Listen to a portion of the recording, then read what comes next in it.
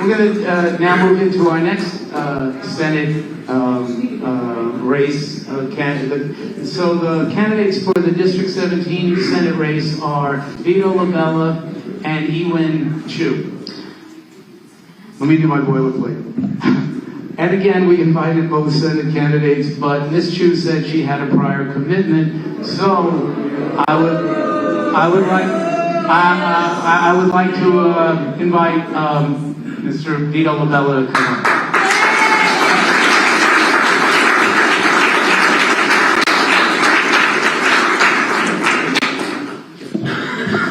Good evening, everybody. Thank you so much. I want to thank Fran and the Dyker Heights Civic Association for inviting me here tonight to talk to you all and talk to everyone at home. I know we're missing the Yankee game. My kids are there, so they'll be texting me play-by-plays.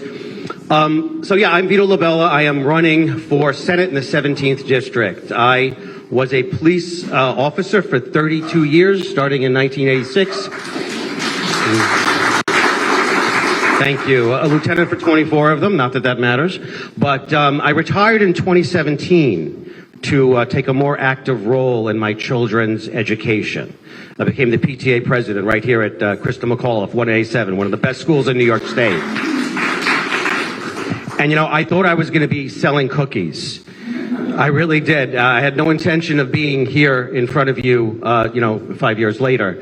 But halfway through, the former mayor, Bill de Blasio, and his chancellor, they instituted policies that directly and negatively impacted the kids and the families who I represented. And these families, they came up to me and they said, Mr. LaBella, can you help us? What can we do? I'm like, what the heck can I do? I'm supposed to sell cookies. I mean, what am I supposed to do? Well, very shortly, we had press conferences. And very shortly, we were marching over the Brooklyn Bridge and staging protest rallies. And I spoke at the legislative sessions of the Assembly and the Senate and the City Council. There's YouTube videos of me doing all of that. I co-founded an organization called Place New York City that lobbies for accelerated education in New York City. And I ran and was elected twice to the local community education council here in District 20, kind of like a school board. But that's not the reason. That wasn't enough motivation to get me to stand here tonight.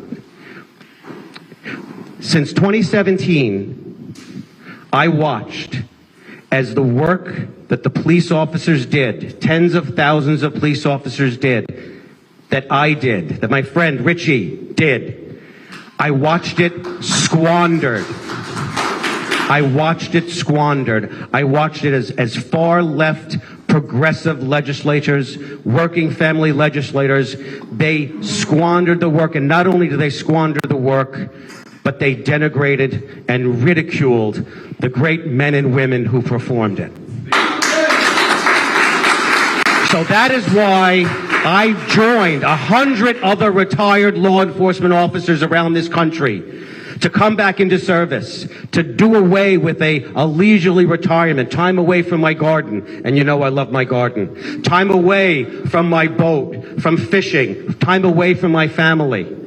Because I took an oath in 1986 to protect and serve, and that didn't expire when I retired. And in every neighborhood I go into right now, people tell me they're afraid, people tell me they need help, and like the families of 187, I'm going to help them bring New York City back to where it was. Thank you very much. Thank you.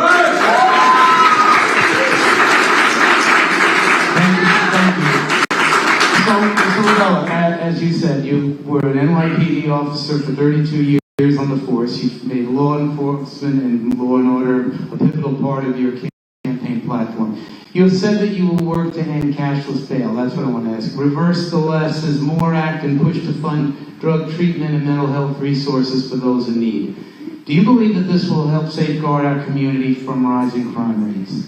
Of course, I mean, look, the Working Families Party candidates, the progressive left, took away a lot of the tools that the police officers use to address crime. They did it on the local level, the city council, where they decriminalized quality of life violations, and they did it at the state level. And we hear about cashless bail, but it's not just cashless bail. It's raise the age. It's the discovery. And discovery is like the evidence that the district attorneys have to give to the defense counsels. And they made it so onerous, and they did it on purpose so that cases would get dismissed. And all of these things that they did, these pro-criminal, very pro-criminal, anti-police legislation that they push through, that's what needs to be reversed. But it's more than that. What we see is cashless bail means that someone gets arrested and they get let out. But what I've heard at community board hearings, it's not just that. It's that they're not being prosecuted. We have a burglary team out there doing burglaries, getting arrested 6 times, getting fingered for all of these separate burglaries, and instead of going hard at getting one conviction and then prosecuting the next one and the next one, so that we can get a good sentence, they all lump it into one, and they give them some nonsense sentence, time served, 1.5 years. No, the district attorneys need to do their job.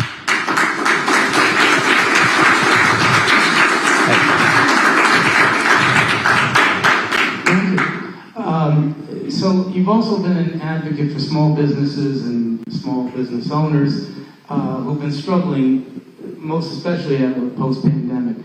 How can you help save these struggling businesses? What are your plans for doing that? And, they're being forced to close from lack of workers, paying higher rents.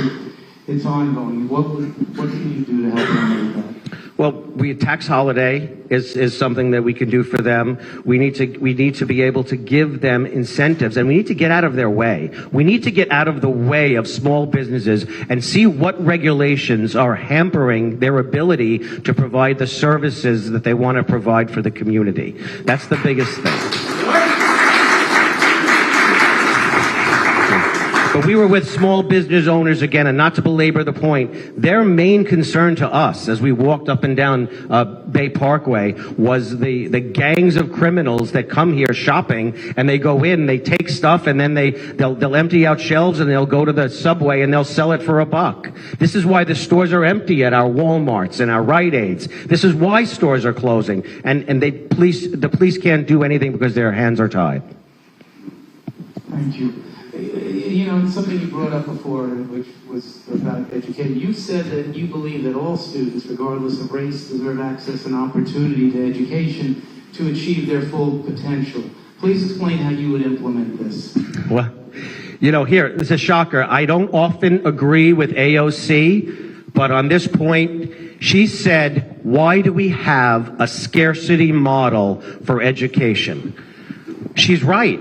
We have 30,000 people apply to these specialized high schools. My kids happen to get in. God bless them. They worked really hard. But how many kids would benefit from a seat in these schools? How many kids would benefit from an accelerated education? And then guess what? Let's get as much capacity as we need to provide for all of these children. That's the biggest thing.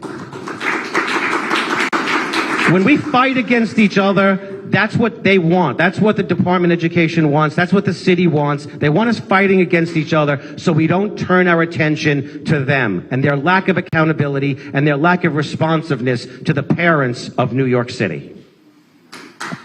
Thank you. Thank you. Your closing remarks.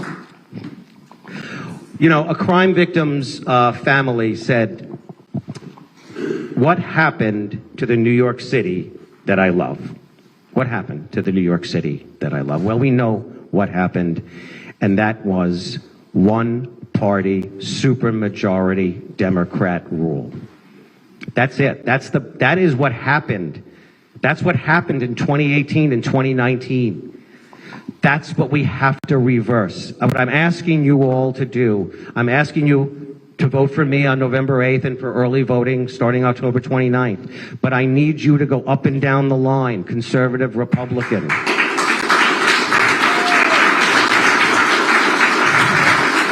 I need you to tell your friends and your families and complete strangers, this is the year that we have to get out to vote. I know it's cliche. You hear it every year. This is the election that matters most. This is what we have to do. But I did debate prep prior to coming here, and I listened to the debate from 2 years ago. And when the Senate candidate started to complain about crime and saying how bad it was, his opponent poo-pooed it and said, no, you're wrong. Well, 2 years later, look how much worse it's gotten. He was right then, and it's the issue right now. And please, November 8th, vote for me. And I swear I'll raise my right hand again, and I'll go up to Albany, and I'll try to bring it back to the way it was. Thank you so much, everybody. Thank you very much. Good night, and get home safe. Thank you, Mr.